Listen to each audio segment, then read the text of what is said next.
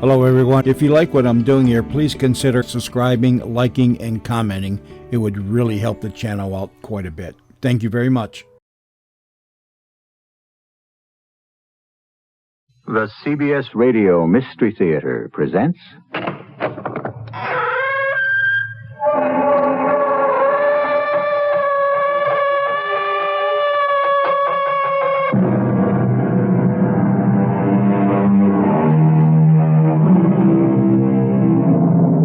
Come in. Welcome. I'm E.G. Marshall. The race, we are told, is to the swift. Likewise, the battle to the strong. There is no substitute for victory. Winning. That's the only thing. The only place is first place. The only guy is top guy. The only number is numero uno. As a popular philosopher so recently stated, nice guys finish last. True, perhaps, but there are also some last guys who finish nice. Or should we say, nicely? This house, this property, it's all worth close to $500,000, and I can't get a dime for it. Why not? Because the house is haunted. Oh, Dumont, that's impossible. There's no such thing as a haunted house. I'm telling you, this place is haunted. And I'm telling you it's impossible. Physically, rationally, scientifically impossible. It could... What was that? Do you still say it's scientifically impossible? Well, science changes from time to time to accommodate new evidence. That's why it's science.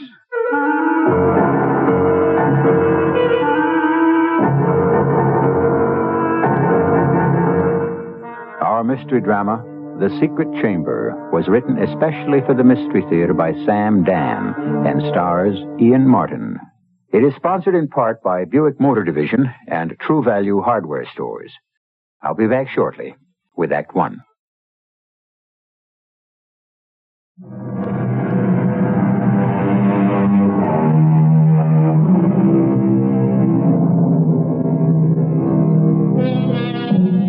There are those people who flatly refuse to recognize the existence of ghosts.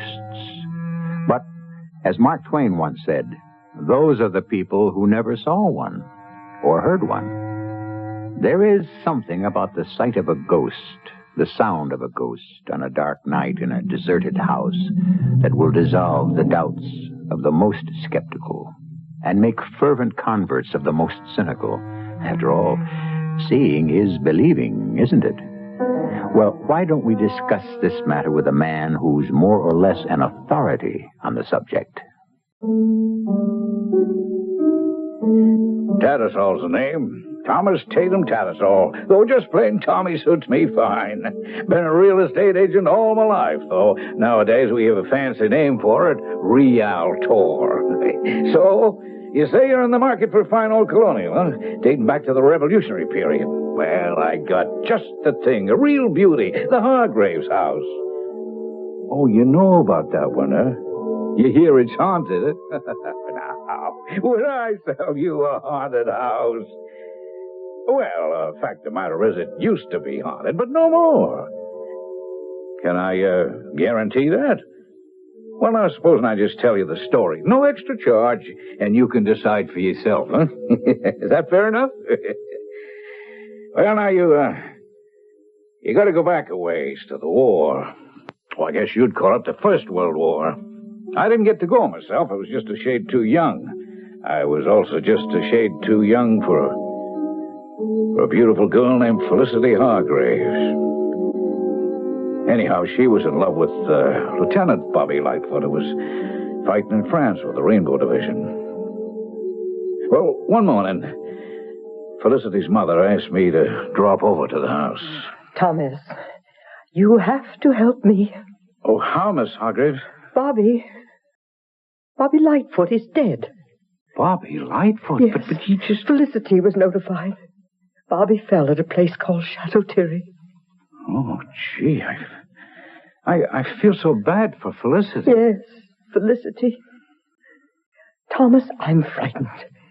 You see, When Felicity found out she was standing right here in this room, she didn't say one word. Not a solitary tear ran down her cheek. She stood silent for at least 5 full minutes, and then she turned around and went upstairs to her room. And she said nothing at all? That was 3 days ago. She still won't say one word. She won't touch a bite of food, nor sip a single swallow of water. Oh, well, what do you suppose I could do? Oh, I'm at my wit's end. Oh, if only her father, the judge, was alive, and her Uncle Dumont's off in the Navy. Thomas, could you talk to her? Oh, Miss Hargrave, what could I say to her? She was always fond of you, Thomas. Oh, yes, ma'am, but... She cannot keep sitting in that room forever. What am I going to do? Ma'am, I sure wish I knew. Oh, if you'd been a little older, perhaps she might have fallen in love with you instead of Bobby Lightfoot. That's why you've got to help her. Oh, I'm willing to help, ma'am, but I just don't know how. Just talk to her. Talk to her. That might be enough. Talk to her.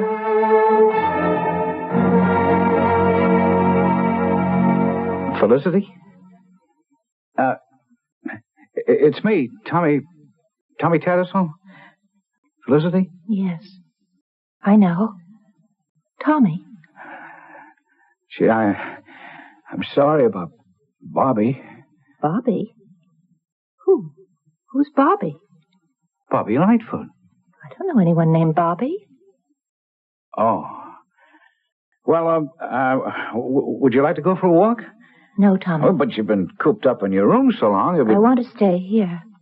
It's such a lovely room, isn't it? Well, yes, but... The house is such a magnificent house. I was born here. Did you know that?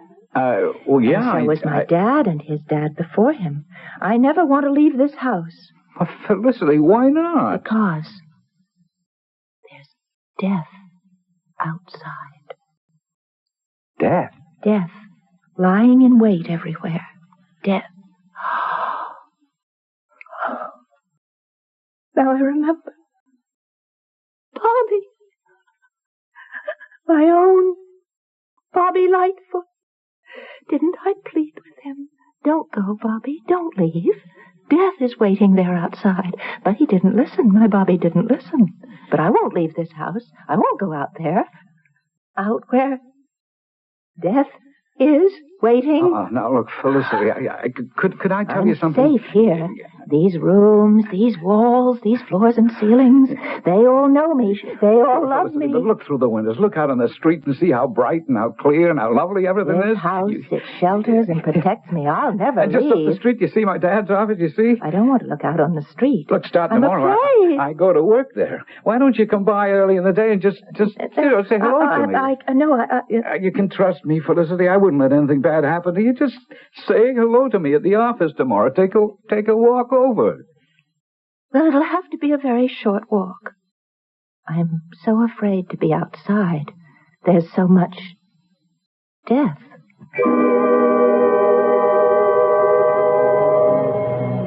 And that's how it all began.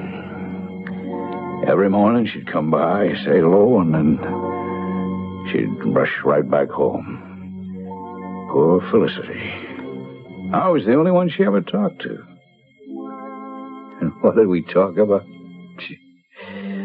Death.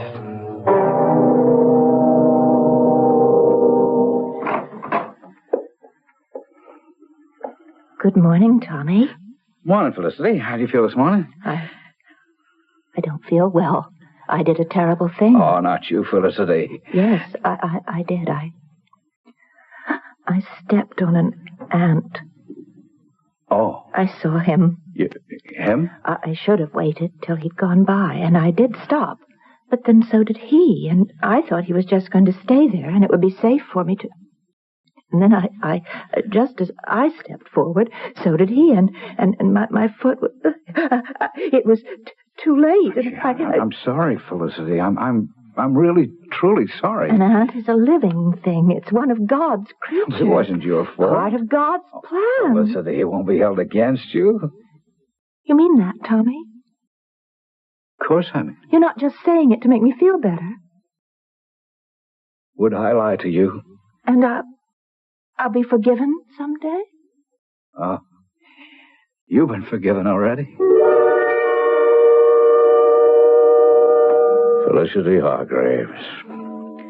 Once the loveliest, liveliest young lady in the county. As time went on, she got no better. I guess you could say she got even worse. So the years went by. She was so tall, so beautiful, and I was so much in love with her. But nothing could ever come of that. So anyway, one night I got a call from Mrs. Hargraves, and seeing her was a shock. I mean, she'd been such a sturdy, well-built, strong woman, Felicity's mother. And here now, all of a sudden, it was like as if she'd shrunk to almost nothing. Tommy. Oh, Mrs. Hargraves. Yes. Oh, you don't know what to make of me. I can't understand it myself. It happened almost overnight. But what's wrong? I'm dying. And Felicity's going to need a friend more than ever. Well, she's always got a friend in me. Her Uncle Dumont will take care of her financial affairs. Dumont? Yes. The judge had him named executor of the estate when I die. Oh. I know he'll pay her bills and see that she always has this house. But, Tommy, he won't have time for her. Felicity will need someone to talk to. Someone who will worry about her. Promise me, Tommy? Promise? Less than a month later, that fine lady was dead. And Dumont Hargraves took active charge of the family money. Maybe what happens next is a story you might have heard before. Why not? Don't it occur all the time? There was all kinds of talk in town that Dumont was running through all the assets, that he was making unwise investments, that he was gambling, and, of course, losing heavy. Well, none of this could be proved. But one day, Dumont came into the office. Morning, Tommy.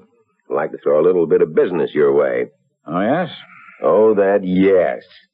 You ever see a bird look at a snake?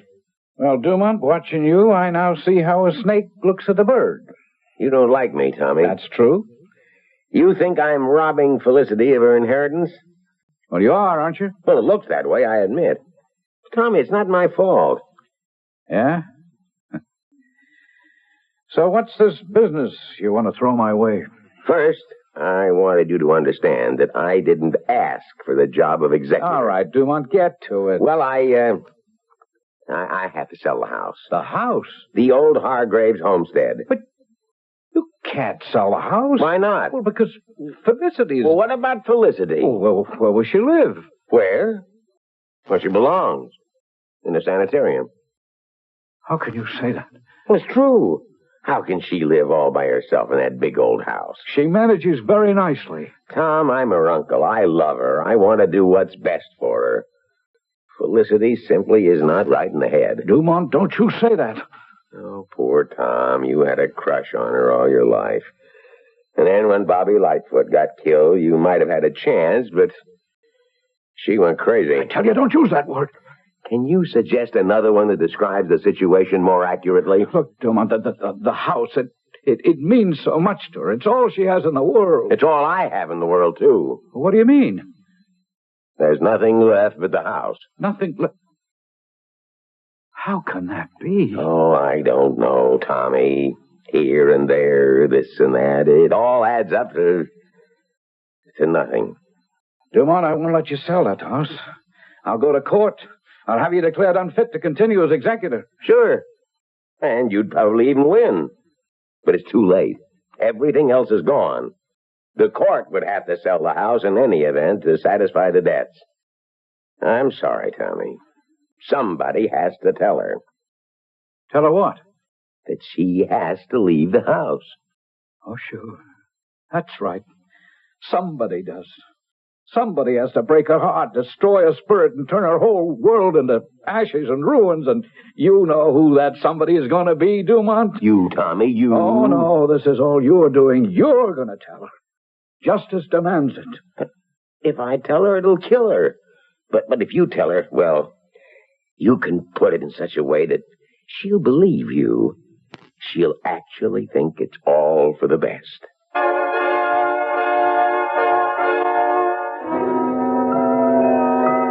There are those people who are always pulling chestnuts out of the fire.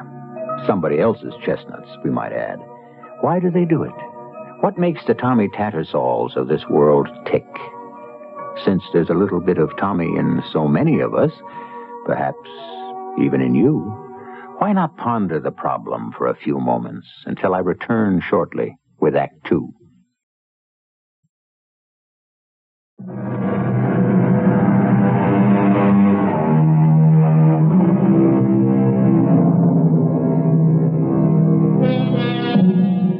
Someone said once that a house is not necessarily a home.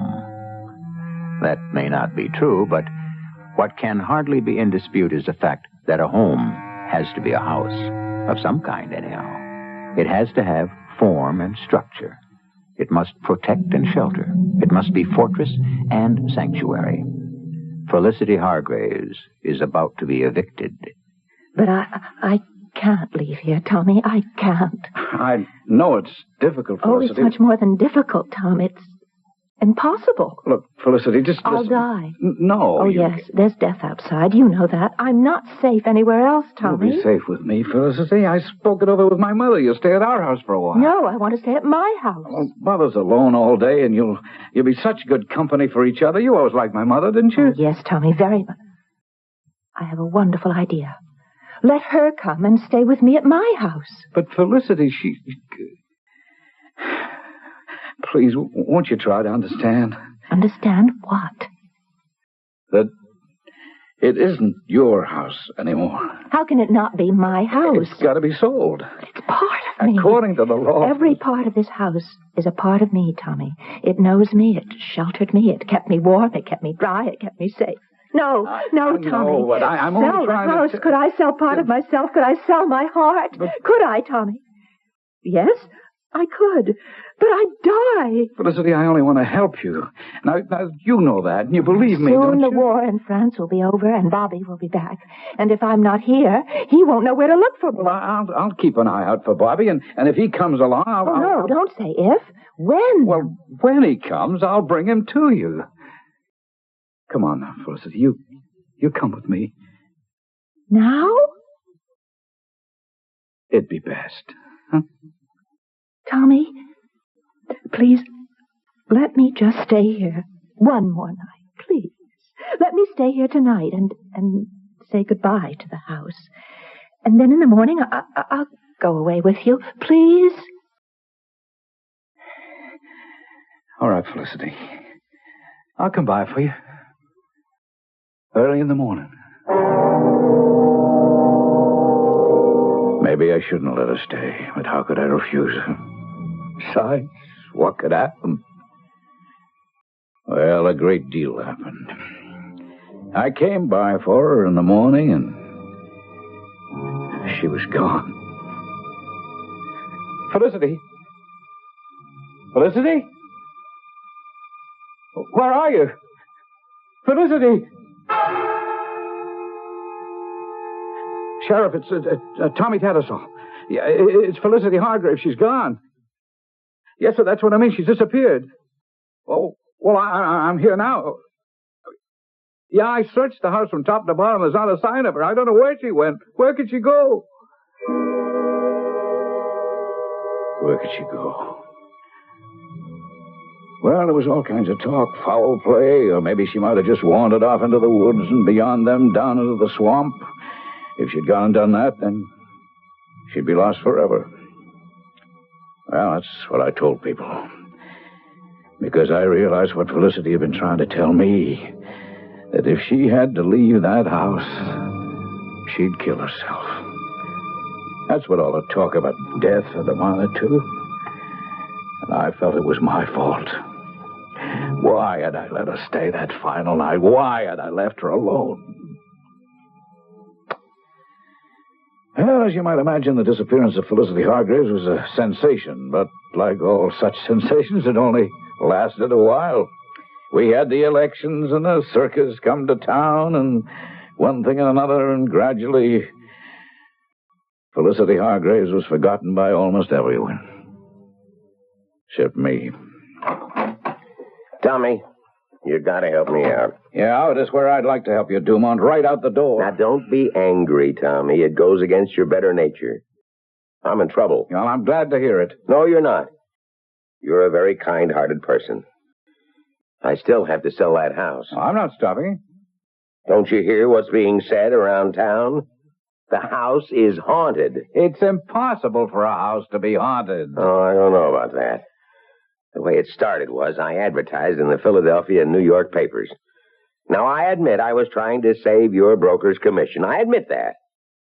Well, these folks came down, and I took them into the house, and they just loved it. I almost had a deal. And then we heard it. Heard what? The ghost. What do you mean, ghost? How could you hear it? It was moaning and crying. Dumont, it's impossible. There were 3 of us. This man, his wife, and myself. All 3 of us, we heard it. I still say it's impossible. Instead of standing there and saying impossible, why don't you go and hear it for yourself?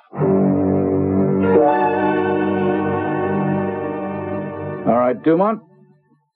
Where's your ghost? I tell you, we heard it. I tell you what you heard. You heard the voice of your guilty conscience. You robbed a troubled girl out of everything she owned in this world. Believe me, Tommy, it wasn't intentional. Well, it comes to the same thing. Money meant nothing to her, but then you took away the one thing she couldn't live without, this house. Oh, please, Tommy. Yeah, go ahead and suffer because you deserve it. Tommy, my conscience is one thing, but a ghost is something else. There is a ghost. It's the ghost of Felicity Hargrave. Felicity's dead. She... Listen. What? Listen, Tommy. What? Oh, good Lord. Do you hear it? Do you hear it? You hear that, Tommy? It's not your imagination. It's not the terror on my face. Close your eyes. Don't you hear it? There. Tommy, there. Is it my imagination? It was a ghost. It was just the way a ghostly voice was supposed to sound. So I'd been wrong all my life. There was such a thing as a ghost, and this was the ghost of Felicity Hargrave. She'd come home. I believed it. Do something, Tommy. Do something. Do what? Tell her to stop. How can I tell her? She always liked you, Tommy. That's a fact. No, explain to her. You're crazy. Please, Tommy, I have to sell this house. All right. Felicity? It's me, Tommy. Felicity, are you here? Did you hear that? It's here. Shut up, Dumont. Felicity, you shouldn't be here. You only scare folks. Felicity, Oh, will you forget it, Dumont? It's Felicity's house. But Felicity's It's her house, dead or alive, and if she wants to live in it, I say more power to her. It was no longer the Hargrave's house. It had now become the haunted house. No one would go near it. Well, one day, Dumont came into the office, and with him was a woman, a tall woman with a sharp and bony face and long, jet black hair. And she wore a dress that was also black, but the blackest black you could imagine. Oh, she was the kind of woman you'd meet in a nightmare. It was broad daylight, and we were in my office. But still all this woman sent a chill up and down my spine. Tommy, may I present the Countess de Janney? How do you do, ma'am? Charmed. The Countess is an exorcist. A what? An exorcist. I am the one who banishes the evil spirit. Look, what kind of joke is this, Dumont? Tom, this lady is a great artist. What is she here for? I am to exorcise the evil spirit from the house of Hargraves. Now, ma'am, there's no evil spirit in the house of Hargraves. There is a spirit. You have heard the spirit. Now, that's Dumont. You just get taken in by his mumbo-jumbo. Tommy, I'm desperate. Mumbo-jumbo? Mumbo-jumbo? Now, what you've done, you've irritated her. You do not believe in spirits? Well, She must return to the grave. She will never know peace. That's right, Tommy. We're doing this for her own good. Well, what do you want with me? Somebody has got to go into the house with Countess de Janney. All right, that's you, Dumont. Well, no. I would create a spiritual climate of violence which the Countess couldn't overcome. Sure, and you're also scared out of your wits to walk into that house. That's a secondary consideration. Why does somebody have to go into the house with a Countess? A witness is required by astral law.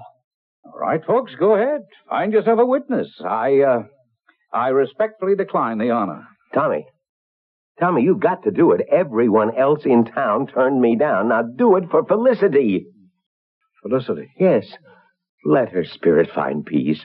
She can't keep wandering around that house forever.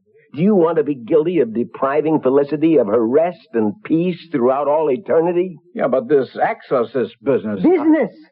Business? He dares to call it business. It is a sacred profession. It's a fake. Is it? And do you know everything, young man? Can you swear that Felicity's ghost isn't in the house? Oh, come on, Tom. What have you got to lose? Oh, he has a great deal to lose. His arrogance, his intolerance, his ignorance.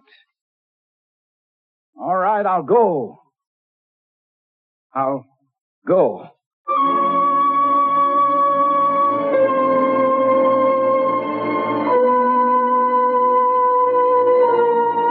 And here he goes again.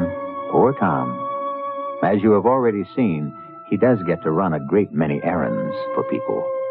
But this one coming up looks like an authentic first. Join us for dinner this evening, Tommy? No, thanks. I have work to do. What kind of work? Exorcising a ghost. How's that for a conversation piece? Well, our exercise in exorcism is scheduled for Act 3, which is only a few moments away.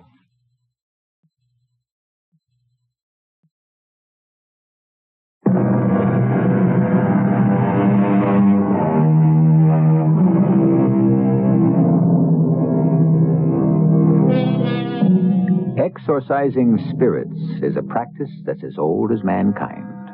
However, in practically all recorded cases, the spirits were evil and therefore deserved to be driven out. We have a slightly different problem here. We have a spirit that's kind and gentle, the ghost of a beautiful lady. But evidently that won't help her. Since she's a ghost, out she must go. All right, Madame de Janney. When do we go to the house and start your little con game? Mr. Hargraves, I simply cannot tolerate the attacks of this boorish, ignorant lout. Now, Tommy, in the first place, she's a countess. In the second, it's an ancient and honorable profession. Yes, but since I'm to be a partner in this deal, all I want to know is when it starts. When the moon has risen and Venus has approached perihelion. All right, just give me the time. At the stroke of midnight, you and I shall stand in the geocentric ordained perimeter of the presence, and the ritual shall begin. Well, I tell you, it was easy enough to laugh at this dame. But the more she got herself involved in what she was doing, the more she started to kind of scare you. Her black eyes began to send out sparks. You could feel fire in her voice, and before you knew it, you kind of began to believe it wasn't an act. But that there was something dark and mysterious and scary about it. She closed her eyes and pressed her hands against her head as if her mind was on fire, trying to burn through her skull. Out! Out! I command you! Out! Go! Go! Sever the bonds! Cut! Crack! Break! Go! Spirit, you who in life were Felicity Hargraves, I command you to leave. Within me is the soul of the high priest of the temple. I will now exorcise you. Leave! Go! I shall pronounce the ineffable, forbidden tetragrammaton. I shall thunder under the name of... No, Bob! Who is that? It's the ghost, I guess. The ghost? The ghost? Oh, no! No! Countess, what's wrong? She fainted. I somehow managed to get her outside. There was a rickety old rocking chair on the porch, and I sat her down on it. And I waited for her to come to. When she woke up, finally, it was obvious that a profound change had taken place within her. What hit me? I beg your pardon? The slicker outslicked. The flim-flammer out-flim-flammed. You were right about me, pal. Back there in the office when you called it a con game. That's all it was, a racket. Go figure. There are ghosts. What are you saying? I'm saying, pal, that you just heard the real article. You heard a ghost. You know there's no such thing as a ghost. There ain't. What do you think's inside the house here? Now, look, Countess, did you know? Oh, let's can that Countess label, pal. The square handle's Molly McGuire from Union City, New Jersey. This ghost racket now, it's a gimmick. A hook to cast the rubes with. But you know something? I see now the rubes were right. Maybe the rubes were always right. Because there are ghosts. And the laughs on the slickers. Like me.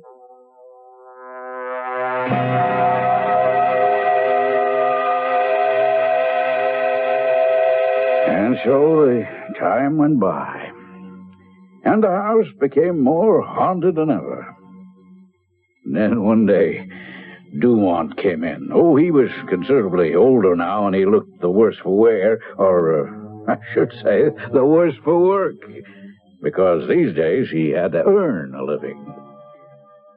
And in many respects, he was still the same old Dumont. Tommy, you've got to help me. I've got a chance. A 1 in a million, once in a lifetime chance to recoup. Yeah. I've been working. Tommy, you know I've been working for years now. Ever since Felicity left us. Well, whose fault was that, Dumont? Tom, I didn't come to open old wounds. But now there's a chance. Some folks from New York want to buy the house. All right, sell it. How? The house now has a national reputation. So what can I do about it? Something. Don't ask me what, but something. Do you in your heart honestly believe in ghosts? No. Why not? Because it's impossible. Well, how do you account for the fact that people actually hear the ghost when they're inside that house? Dumont, you want to know what folks hear in that house? They hear a loose board on the floor or a gap in the mortar of the chimney, a missing tile on the roof. Every house has creaks and moans and strains, and a fellow's imagination takes it from there. And you've got to find them. You've got to find that loose board, that missing mortar, that busted tile, whatever it is. You've got to find it. Give me a chance to live out the rest of my life comfortably. Now, please, Tommy. Well, sir, I went to work in that house. I looked her over from top to bottom. Old Colonel Nathaniel Hargraves, he sure knew how to build. Beams of solid oak, walls of thick and heavy plaster.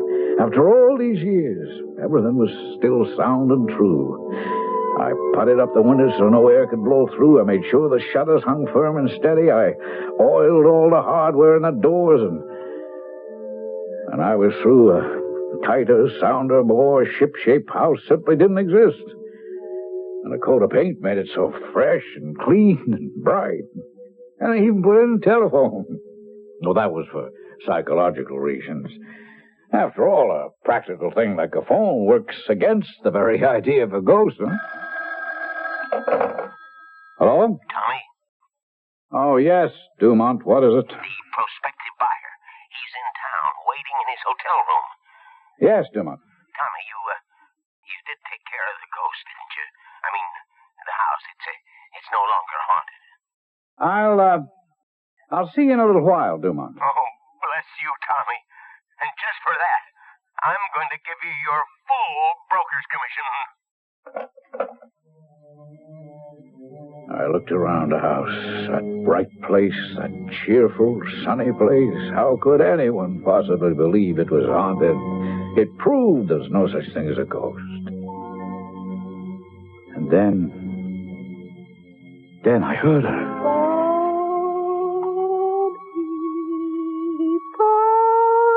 Felicity. Felicity. It's me. It's Tommy. Tommy Tattersaul. Talk to me. Oh, Felicity, don't you remember Tommy? Felicity. Not another word. She didn't speak another word. Oh, I ran through the house. I searched every room, every closet. I probed through nook and cranny, cellar to attic. But there was nothing. No one. And then I decided to try something else. I stood by the fireplace and very quietly I said, Felicity, it's me. It's Bobby, Felicity. It's your own true love, Bobby Lightfoot. Come back from the war. It's me. Bobby. Bobby? Bobby? Felicity, oh, my good Lord. It's you. It's Felicity. You're alive. You're not a ghost. Oh, Bobby. You've come back to me. You've come back. How did you? I had to stay here, Bobby. You'd never find me if I'd left. Oh, yes, but where did you... Don't you remember the room? The hidden room beside the chimney. We found it when we were children, where they used to hide the runaway slaves. Remember? But everyone says it's a haunted house. Haunted? Oh, you know how sounds go in this place. I was crying. I was calling to you, Bobby. How did you live? Live? I didn't have to live, Bobby. I'm dead. Just as you're dead. I'm so happy, Bobby. I mean, food.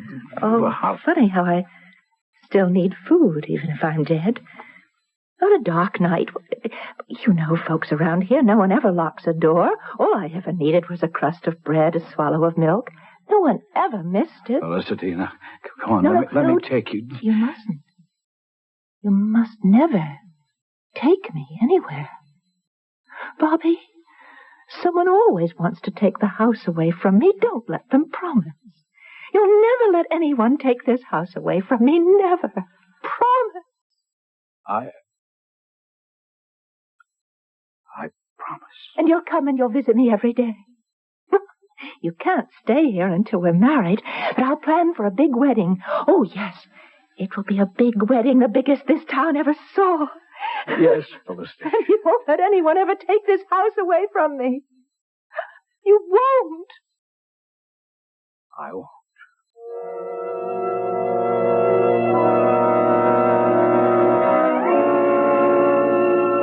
Yes, Mr. Hastings. I'm sitting in Mr. Tattersaul's office right now. We'll be by to pick you up. Why, Here's Mr. Tattersaul walking in right now. Hang up the phone, Dumont. Shouldn't take us more than 5 minutes, I said all hang told. up the phone. Yes, sir. You just have your checkbook Dumont, ready. hang up, will you? We'll see you right away. Oh, no. You will not see him right away. Do you realize what a deal I just worked out for the house? You'll have to call it off, Dumont. House and property for $350,000. What do you mean, call it off? Well, it's all contingent on the house not being haunted, right?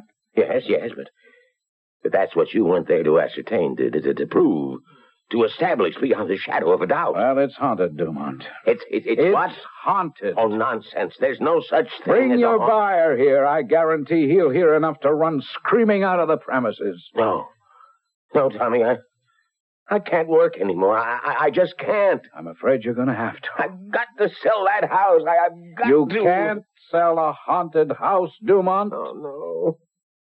And the home of Felicity Hargraves is haunted.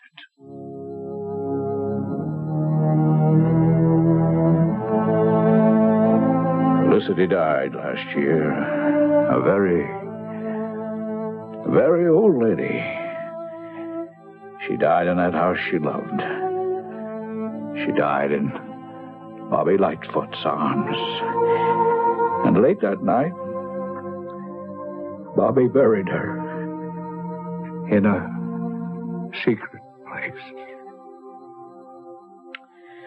Well, now that we have all that ghost story business out of the way, let me show you the finest, the most nicely kept, the best constructed, the most attractive colonial period home in the entire USA. The Hargraves House. Oh, I vouch for each and every beam, board, and brick. And I'll even show you the secret chamber.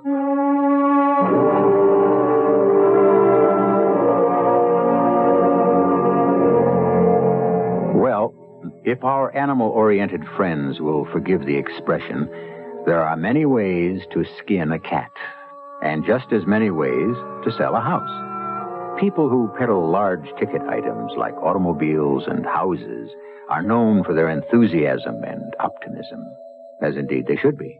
They are also incurably romantic, and in many cases, they tell a story so convincingly, they actually believe it themselves. I'll be back shortly.